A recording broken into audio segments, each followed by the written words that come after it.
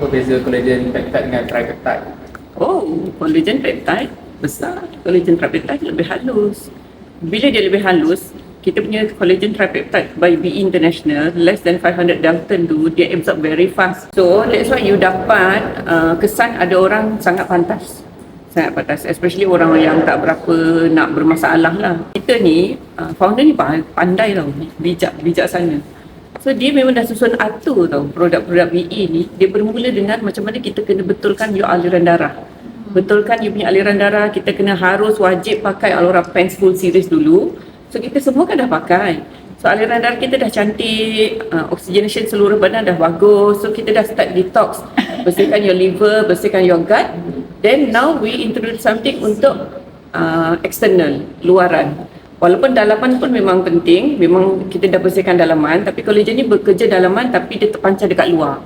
Sebab tu kalau orang yang saya rasa orang yang memang dah berkecimpung dalam BE maybe setahun 2 tahun, memang dah mengikuti saranan upline, saranan mentor dengan rapat. Kita dah start dengan Alora series, kita dah start dengan cleanse you punya gut and liver.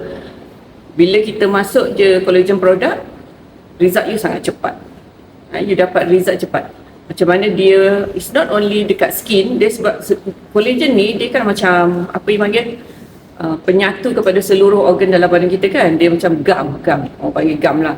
So dekat skin, dekat sendi, dekat actually semua organ dalam badan kita.